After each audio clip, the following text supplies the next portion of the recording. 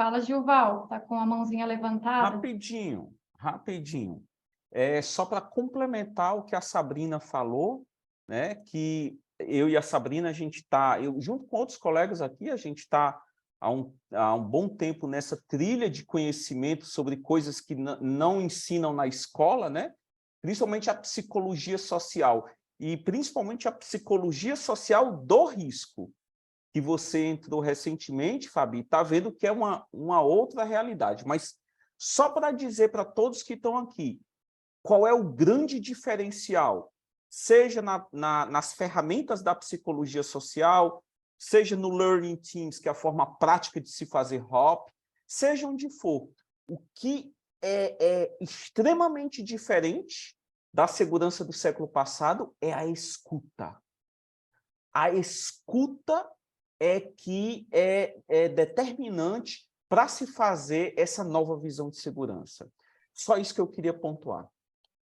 Para acrescentar aqui, Gilval, assim, a escuta, né, ela é, digamos assim, digamos que aquilo que a gente não fazia, é uma coisa que a gente não fazia, né? Então a gente fica até com receio, mas eu vou ficar só escutando?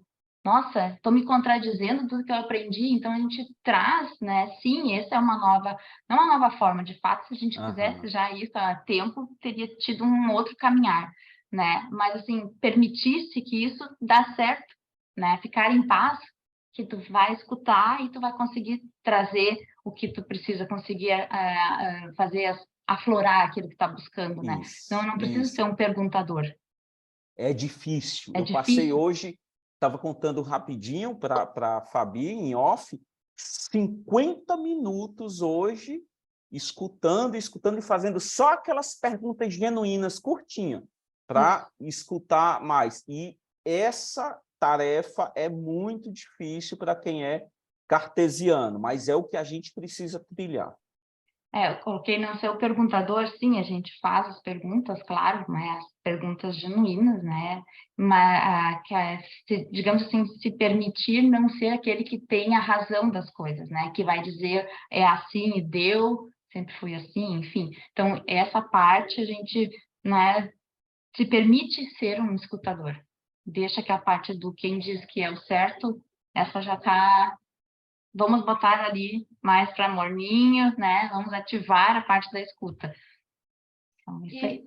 E Sabrina, a gente mais cedo, a gente estava falando de contexto, né? Mas eu acho que cabe aqui também essa pergunta, dentro disso que tu está comentando conosco. Você acha que das nossas posições, por vezes de especialista, coordenadores de área de IHS, técnicos, a gente tem como influenciar o contexto de uma organização? Talvez a partir de sermos perguntadores, fazendo as perguntas certas, você acha que a gente tem esse poder de influenciar? Porque às vezes eu vejo muita gente aí sofrendo com uma síndrome né? Sou só o engenheiro, sou só o técnico, não tenho poder para nada e acaba não agindo, né? Não fazendo nada para mudar. Você acha que a gente tem, sim, como influenciar o contexto, mesmo que seja a passos pequenos? Sim, a passos pequenos, né? A gente vai atuando, então, trazendo essa postura, né? Essa forma de trabalhar, e as pessoas vão enxergando aquilo. Então, na medida que a gente vai conversando, na medida que elas vão vivenciando experiências, então, né?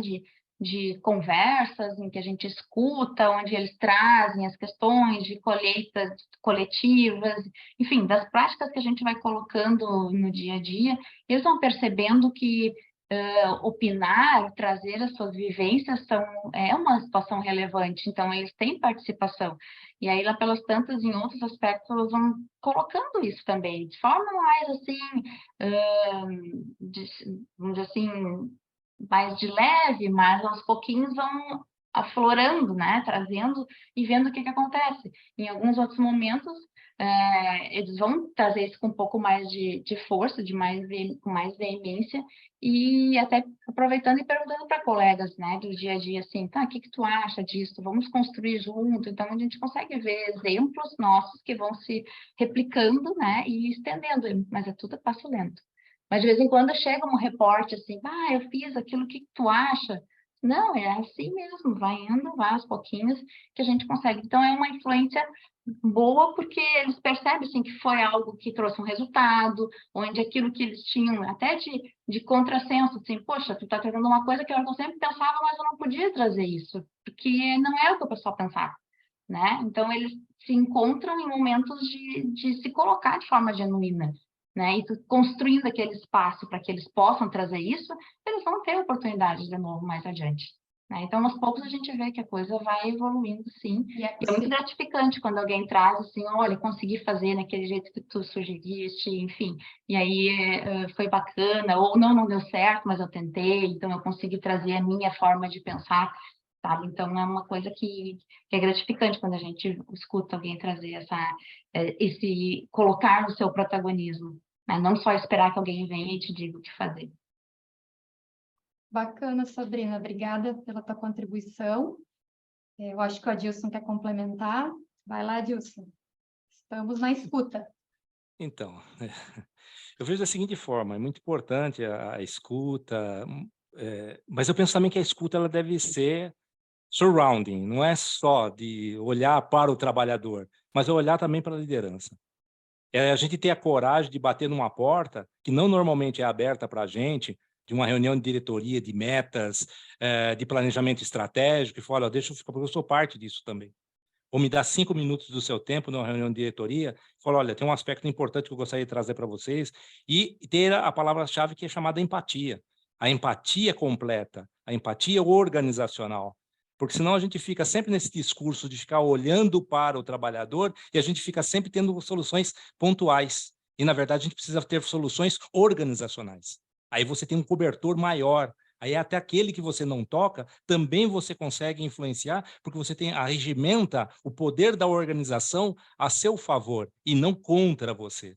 Então, é essa questão de poder ter essa coragem como um profissional de segurança, de se colocar como um profissional em igual nível a qualquer outro, de qualidade, produção, etc., e falar de igual para igual dentro da sua técnica e da sua excelência. E não nos colocarmos somente como aqueles que vão e fazem efetivamente a ajuda do Sharp End, mas também vamos migrar também para onde começa todas as coisas. É abrir essa oportunidade, dá medo, dá muito receio, mas ao mesmo tempo, como o próprio parente colocou no início, foi lá no início, quando falou para mudar as coisas, ele foi primeiro na diretoria. Então, a organização ela muda, infelizmente ou felizmente, é de cima para baixo. Não tem movimento de baixo para cima, não existe socialismo trabalhador que consiga fazer lá em cima, a não ser que seja mudado via sindicato, etc., que tem um poder social. Mas internamente você precisa convencer que a sua hierarquia precisa mudar e só consegue mudar a partir do momento que você faz parte como um consultor também, com autoridade, trazendo e entendendo a realidade deles e não impondo sua realidade de segurança. Eu acho que esse a grande mudança que eu vejo num profissional de segurança de sucesso, quando ele se coloca também no mesmo nível de especialização e de qualidade de qualquer outra pessoa, de outra técnica dentro da empresa. Eu fui presenteado pela minha esposa 2 dias atrás do livro do David Proven, né? E eu comecei a ler um dos livros que eu estava mais sedento para ler.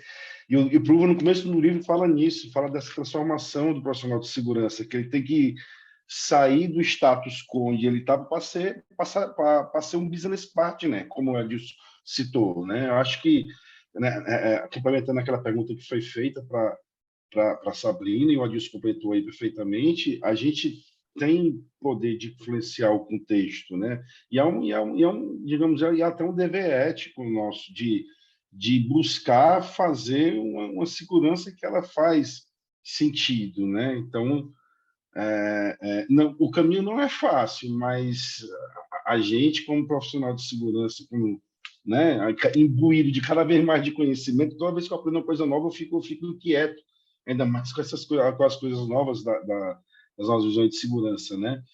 E aí, complementando o que o Gilval falou sobre escutativa, quando a gente faz escutativa, eu acho que a gente promove o reconhecimento do trabalhador como especialista também da atividade, né? Eu acho que isso também é uma grande mudança, porque na segurança tradicional é muito comum que o cara da segurança seja o cara que sabe de tudo, o cara sabe, é o especialista de segurança, chama lá o técnico de segurança, o engenheiro para resolver aqui a situação. E às vezes ele quer resolver, né? Às vezes ele quer dar a solução ali e ninguém para escutar ali o trabalhador e reconhecer que ele é o especialista, né? Então, acho que tem tudo a ver aí que os convidados aí, todo mundo está agregando aí.